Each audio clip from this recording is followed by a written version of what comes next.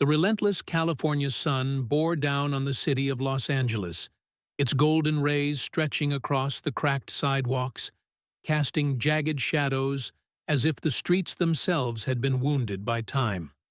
The air shimmered with heat, the pavement radiating warmth like a smoldering ember beneath the soles of anyone daring enough to walk. Darnell Carter moved through the nearly deserted streets, his stride purposeful, his posture upright, not just with confidence, but with the quiet resilience of a man who had spent a lifetime navigating a world that rarely welcomed him. At 52 years old, Darnell stood at 6 feet 2 inches, his frame lean yet solid, built not from privilege, but from endurance. His dark brown skin glistened with sweat in the afternoon heat, but his mind remained sharp, undeterred. The lines on his face told a story of struggle and perseverance, of countless battles fought, not with fists, but with intellect and patience. Darnell had dedicated his entire career to education and social reform. For over 2 decades, he had been a high school principal and mentor, guiding young minds, instilling hope in the ones society had all but given up on. He had spearheaded programs that kept kids off the streets, fought for better funding for underprivileged schools, and stood as an advocate for those whose voices were often drowned out by bureaucracy and indifference. But he knew that change, real change, required more than just words and lesson plans. It required power. And today, for the first time in his life, Darnell was stepping into that power. Just last week, he had been appointed as the director of the Community Police Reform Initiative, a citywide effort designed to bridge the deep-seated divide between law enforcement and the Black community. It was an ambitious project, one that carried immense responsibility and considerable risk. For years, Darnell had witnessed the systemic failures firsthand: young men unjustly arrested, families torn apart by discrimination, entire neighborhoods treated as war zones instead of communities. Now, he had been put in a position to change that. To dismantle the injustice from the inside, his destination was the LAPD's Central Division, where he was scheduled to meet with senior officials to discuss his role and the strategies he intended to implement. But as he walked, his mind was already racing ahead, calculating the battles he would have to fight, the resistance he would inevitably face. It was in this moment of deep thought that he heard it, the slow rumble of an engine creeping closer. Instinctively, Darnell's body stiffened. He didn't need to turn around to know what was happening. His years of experience had taught him that certain sounds carried unspoken warnings. The low hum of a police cruiser rolling up behind him, the brief silence as the car slowed down, the sudden blare of a siren, sharp and unnecessary. Darnell exhaled slowly before finally looking over his shoulder. 2 white officers sat inside the patrol car, their expressions unreadable behind dark sunglasses. He recognized them immediately. Officer Reed, the older of the 2, was in his mid-40s, a man whose square jaw and perpetually clenched expression gave him the air of someone who had spent his entire career barking orders. His broad shoulders strained against his uniform, and the way he carried himself, the slight forward lean, the tight grip on the steering wheel, told Darnell that this was a man who viewed authority as a weapon, not a duty. His partner, Officer Callahan, was younger, mid-30s, cocky, with a smirk that never quite left his lips. Unlike Reed, who carried the weight of his position with stern rigidity, Callahan exuded casual arrogance, the kind that came with knowing you were untouchable. Darnell had seen them before. Many times, these were the kind of officers who patrolled Black neighborhoods not to protect, but to control. The kind who assumed guilt before innocence. Reed stepped out first, his boots hitting the pavement with deliberate weight, as if each step carried an unspoken threat. Callahan followed close behind, cracking his neck before adjusting his belt, his hand hovering near his holster in a casual display of power. Darnell remained still, keeping his hands visible. Not because he was guilty of anything, he had done nothing wrong, but because he understood how these situations could escalate. "ID," Reed ordered, his voice flat, emotionless. There was no greeting, no introduction, no explanation. Just a demand. Darnell didn't react immediately. He simply held Reed's gaze, his dark eyes steady, calculating. He had been through this routine before, too many times to count. He knew that any delay, any hesitation, would be interpreted as defiance. Before we dive deeper into this intense story, make sure you stick around until the end, because what happens next will shock you. Trust me, you won't want to miss this. So, without a word, he reached into his pocket, his movements slow and deliberate, ensuring they saw every action he took. He pulled out his wallet, feeling the familiar sting of humiliation as he handed it over.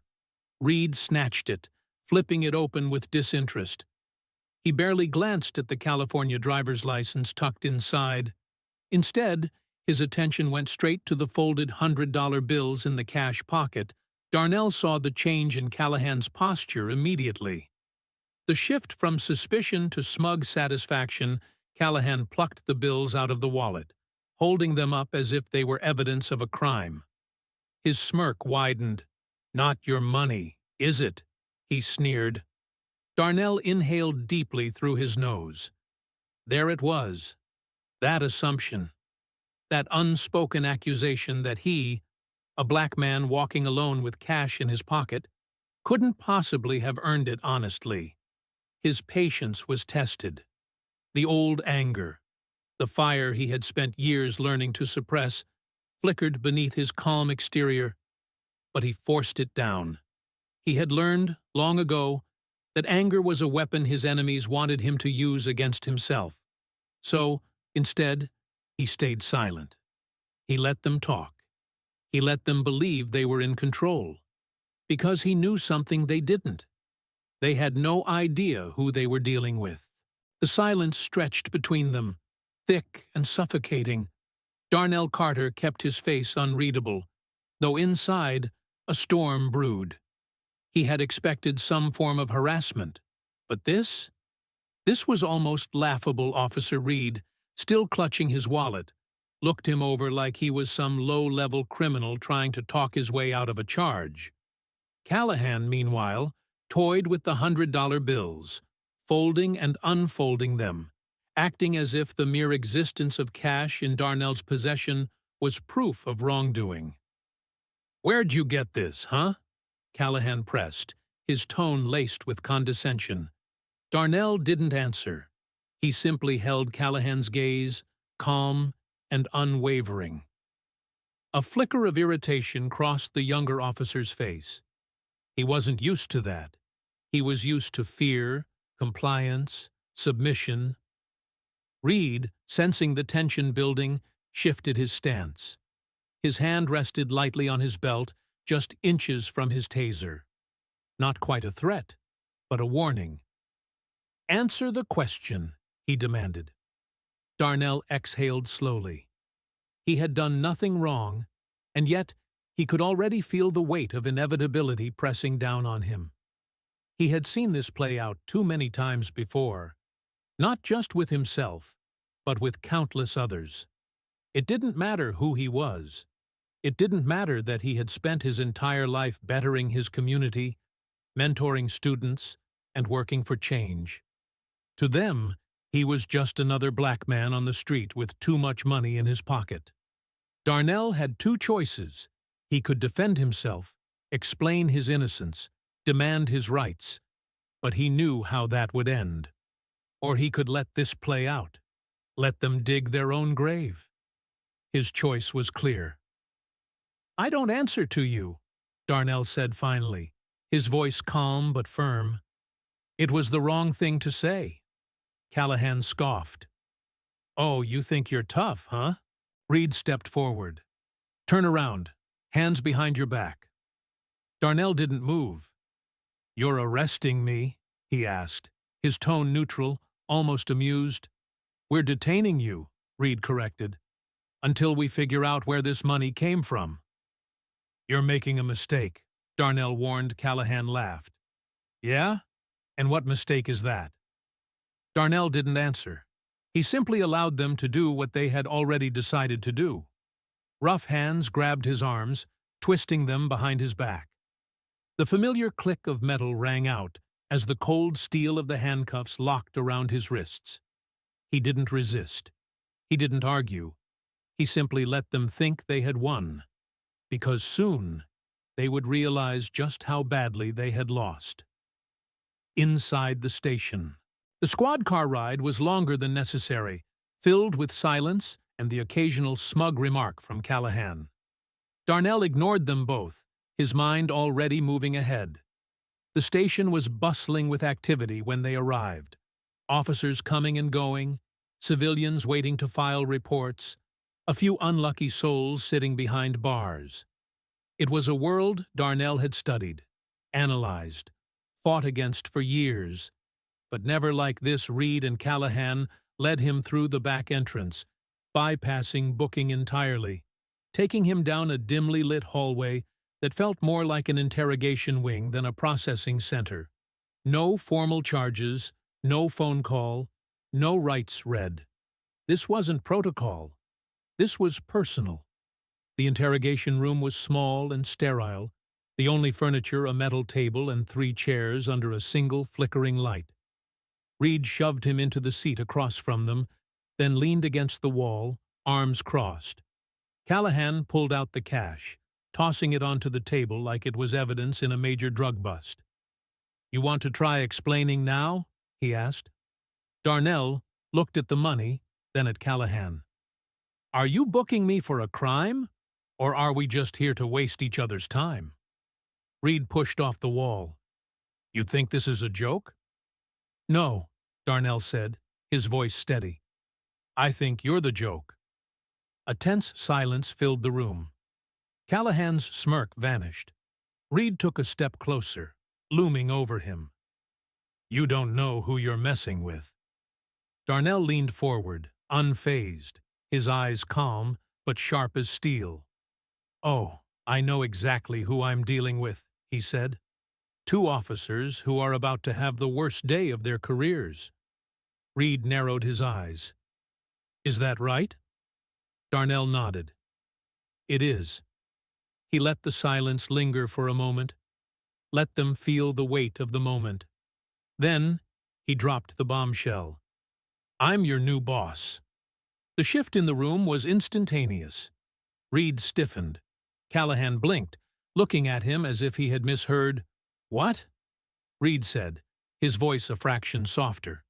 Now Darnell sat back, completely in control now, and smiled. "I said," he repeated, "I'm your new boss." Another beat of silence. Callahan scoffed, though his confidence had clearly cracked. "Bullshit," Darnell chuckled, shaking his head. "Call your captain." Reed hesitated, then turned to Callahan. "Go get Captain Torres. Now." Callahan lingered for half a second, then muttered a curse under his breath and walked out. Darnell stayed silent, watching as Reed shifted uncomfortably. The once cocky, dominant presence was beginning to shrink as doubt crept into the edges of his expression. It didn't take long. Minutes later, the door swung open, and Captain Miguel Torres walked in. A Hispanic man in his late 50s, Torres had the battle-worn expression of someone who had spent decades juggling politics and police work. His uniform was pressed, his demeanor authoritative, but the moment he saw Darnell in cuffs, his face hardened with anger. "What the hell is going on here?" Torres demanded. Reed opened his mouth to answer, but Darnell beat him to it. "I'd like to ask the same question, Captain," he said smoothly. "Because unless things have changed since this morning, I am the new director of the Community Police Reform Initiative, and yet, here I am, detained without cause, searched without a warrant, and robbed by your officers." Torres's gaze snapped to Reed. "Is this true?" Reed stammered, his previous dominance completely gone. I didn't know who he was." He tried, Torres's jaw clenched. "And that justifies this?" He turned to Callahan. "Did you even check his ID?" Callahan swallowed hard. "We, Torres let out a sharp breath, rubbing his temple. "Jesus Christ." Then, without hesitation, he stepped forward and unlocked the cuffs himself. Darnell rubbed his wrists, standing slowly, never breaking eye contact with Reed. "Looks like you two made one hell of a mistake," he said. Reed and Callahan stood frozen, their faces pale. Darnell straightened his jacket, dusting off his sleeves. "This department is about to change," he told them. "And guess what? I'm the one leading that change." Reed and Callahan remained silent, but Darnell could see it. The fear, the uncertainty, the realization that their world had just shifted beneath them. And this was only the beginning. The tension in the interrogation room had shifted. No longer Darnell Carter versus the system, but Darnell Carter in control. The moment Captain Torres unlocked his handcuffs, the power dynamic flipped. Officers Reed and Callahan stood frozen, their expressions a mixture of disbelief and creeping dread. They had assumed they were untouchable. Now, they were realizing just how wrong they had been. Darnell rolled his shoulders, rubbing the soreness from his wrists where the handcuffs had dug in.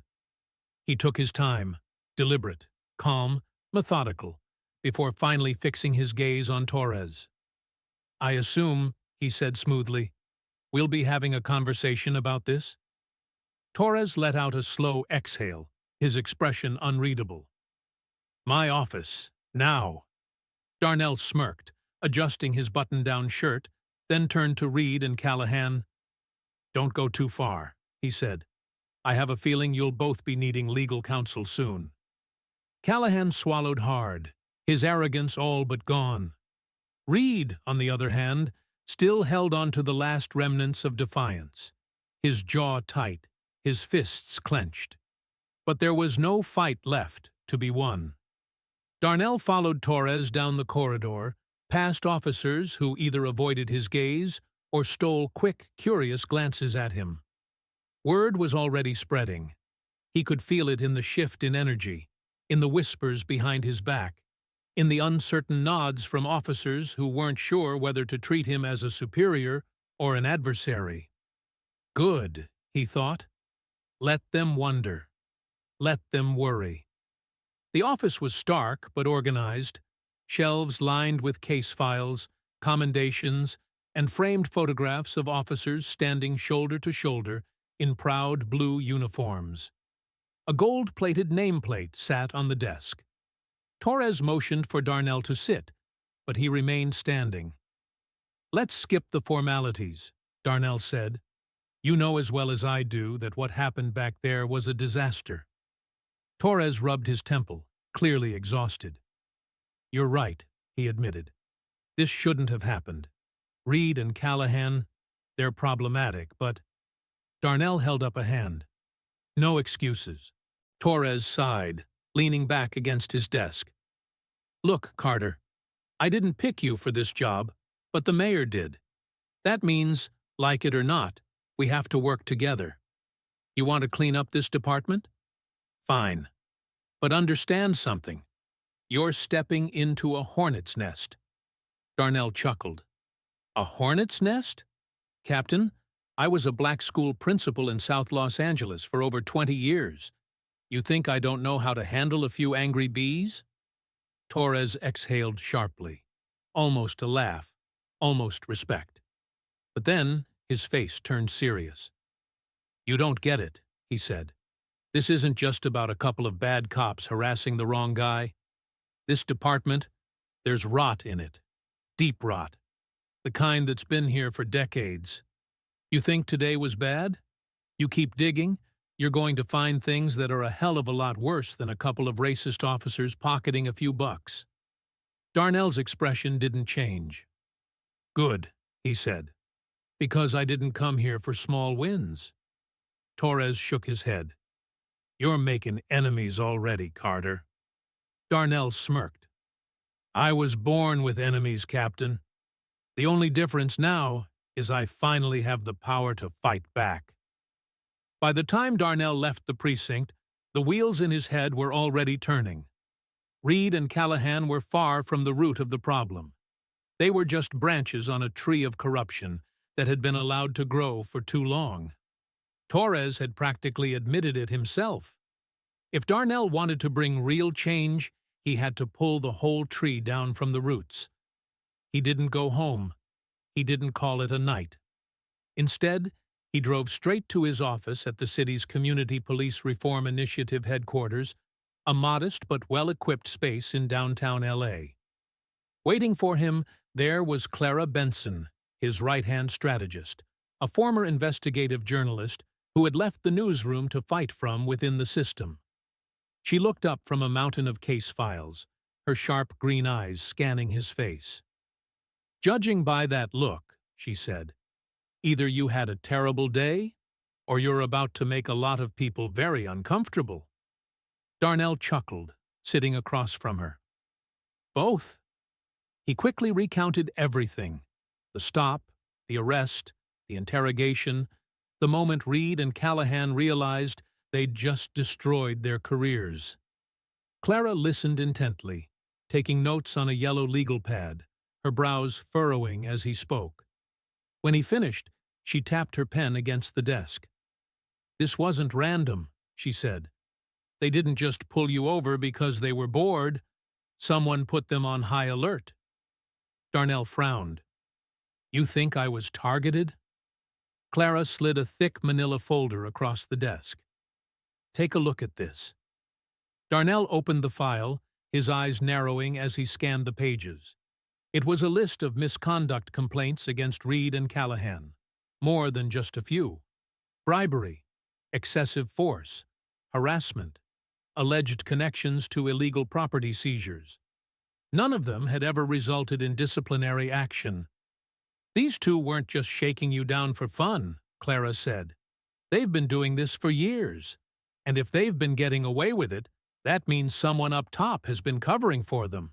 Darnell closed the folder, his jaw tightening. This is bigger than them, he murmured. Clara nodded.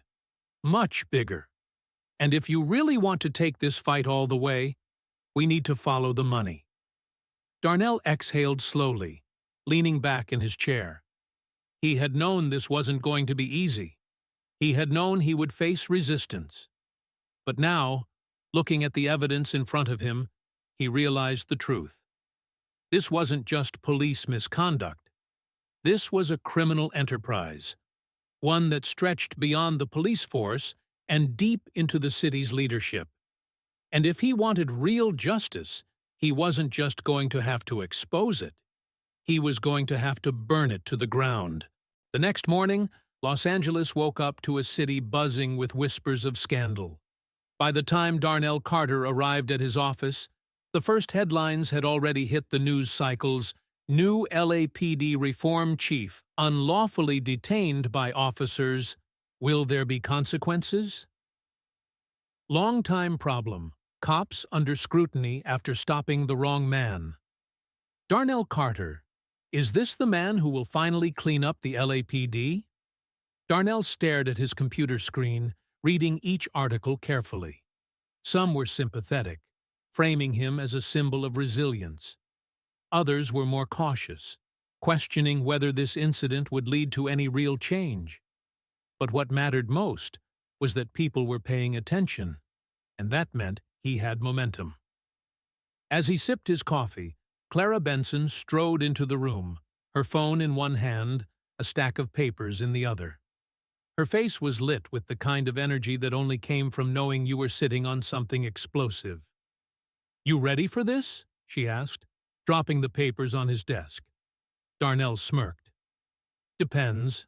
What am I looking at?" She flipped the first page over, revealing a list of names. Businessmen, city officials, high-ranking officers, all connected to a network of illegal land seizures and property flipping. "We followed the money," Clara said, tapping her pen against the documents. "Turns out, Reed and Callahan were small-time players. The real problem runs straight to the top." Darnell leaned forward, scanning the names. "Who's protecting them?" Clara pulled out another sheet. "Meet Deputy Commissioner Gerald Whitaker. He's been quietly shutting down misconduct investigations for years. Every case that could have exposed the network, he buried it." Darnell's jaw tightened. Whitaker was untouchable, or at least he had been. He tapped his fingers against the desk, thinking. "We need to go public." Clara grinned. "Already ahead of you." She handed him her phone. "Check your email." Darnell glanced at the screen. It was an invitation press conference. City Hall, 2 p.m. today. "We're putting it all out there," Clara said. "The corruption, the cover-ups, the names. You're going to drop this bombshell on live television." Darnell exhaled. He had spent his entire career standing in front of classrooms, educating, inspiring, leading. But this was war. And war required strategy. The press conference. By 1:45 p.m., the front steps of Los Angeles City Hall were packed. Reporters, cameras, activists, community leaders. Everyone wanted to know what was coming. The tension was electric. Standing at the podium, Darnell adjusted his suit, scanning the sea of faces. He spotted Captain Torres at the edge of the crowd, arms crossed. Watching intently, Torres hadn't tried to stop him. Maybe because, deep down, he wanted to see justice, too. Darnell took a deep breath, then leaned into the microphone. "Yesterday, I was unlawfully detained by 2 officers. Officers with a long history of misconduct, who, until now, have faced zero accountability." A murmur spread through the crowd. The media cameras zoomed in. "But this isn't just about me. This isn't just about 2 bad cops." He pulled out a folder and held it up. "This is about systemic corruption.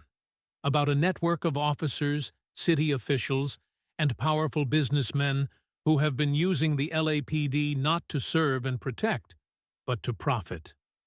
The murmurs turned into shocked gasps. Darnell flipped open the folder. "Let me give you some names." And then he began to read Deputy Commissioner Gerald Whitaker. Burying misconduct cases in exchange for bribes. Lieutenant Mark Hendricks, overseeing illegal property seizures. Businessman Randall Grayson, flipping stolen properties for millions. Name after name. A system laid bare for all to see. And then, the final blow. "I am officially calling for an independent federal investigation into the LAPD and the immediate suspension of those involved." The crowd erupted. Shouts of, "Hold them accountable," and "This is the reckoning," filled the air. Darnell stepped back, watching the chaos unfold, knowing that this was the moment everything changed. The fallout. The response was immediate and brutal. Within hours, Deputy Commissioner Whitaker resigned, though he insisted it was for personal reasons. By the next morning, Captain Torres informed Darnell that Reed and Callahan had been placed on unpaid leave, pending an internal investigation. But the real storm was just beginning. This isn't just happening in one city. Corruption like this exists everywhere. Where are you watching from?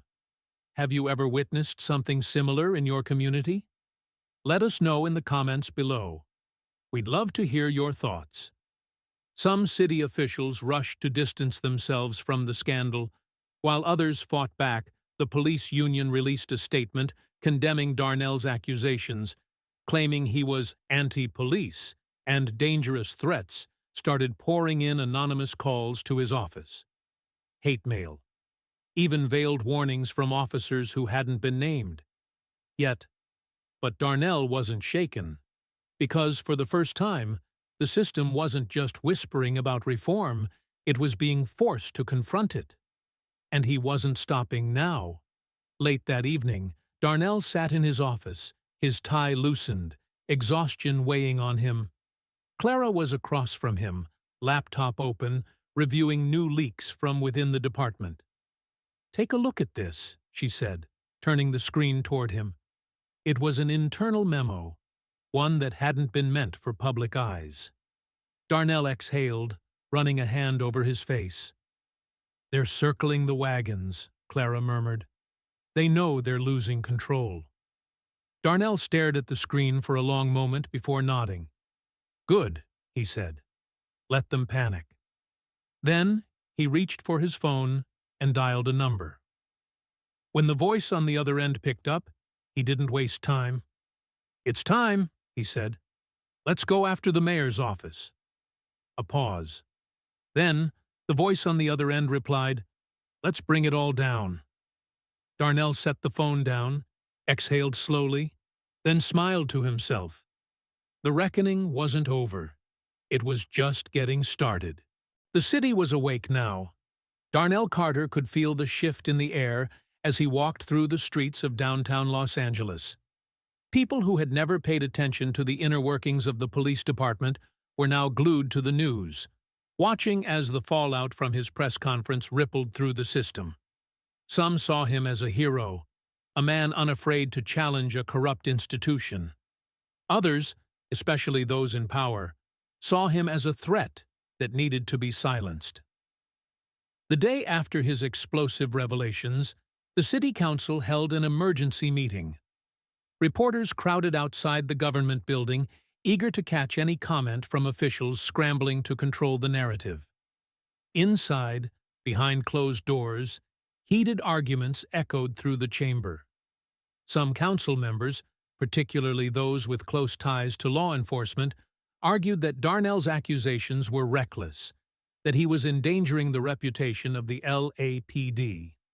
Others, those who had long pushed for reform but had never had the leverage to demand it, saw this as their moment to act.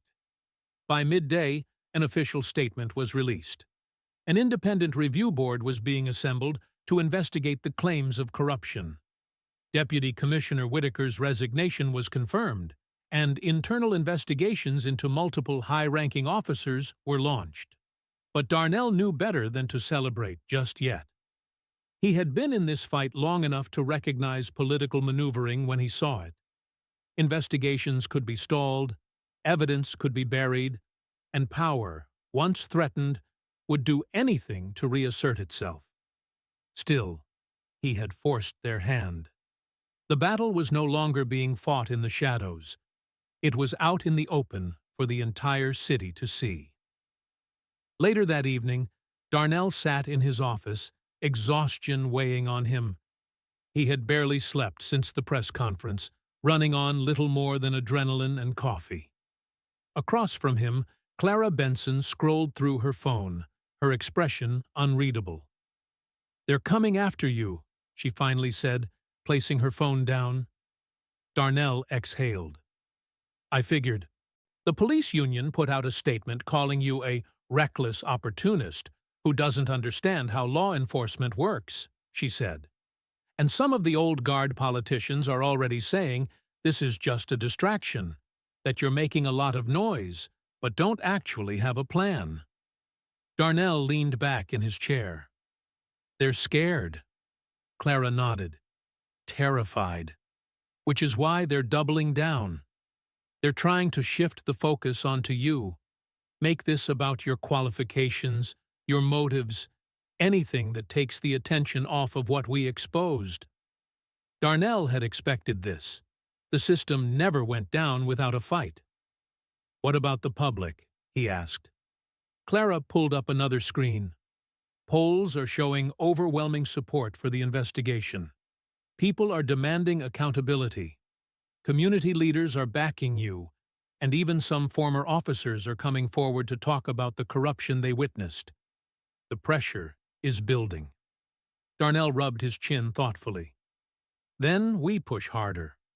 Clara smiled. "That's what I was hoping you'd say." For the next several days, The pressure on City Hall, the LAPD, and every name that had been exposed only grew. Activists organized protests outside police headquarters, demanding immediate firings and criminal charges. The media ran story after story on past misconduct cases that had been buried, putting a spotlight on victims who had been ignored for years. But with the rising support came rising resistance. Darnell started receiving threats.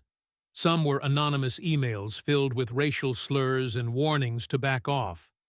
Others were more direct, phone calls in the middle of the night, telling him to watch his back. Clara found a fake news article circulating online, claiming he had once been arrested in his 20s for theft, a blatant lie meant to smear his credibility. And then there were the officers who hadn't been named but knew their time was coming. One afternoon, as Darnell left a meeting at City Hall, he noticed a patrol car parked across the street. At first, he thought nothing of it. But as he walked toward his car, the officer inside rolled down the window. "You made some dangerous enemies, Carter," the officer said. His voice was calm, but the threat was clear. Darnell met his gaze, unshaken. "Then they should be careful."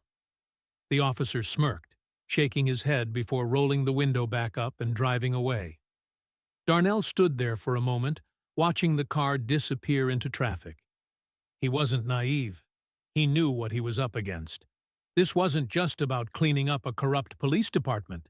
It was about dismantling a system that had protected itself for generations. And systems like that didn't go quietly. Back at his office, Clara was waiting for him. "I think it's time we bring in the feds," she said, sliding a folder across the desk.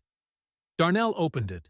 Inside were detailed records linking corrupt officers to a network of real estate deals, properties seized from Black and Latino homeowners under shady legal loopholes, then sold to wealthy investors for a profit.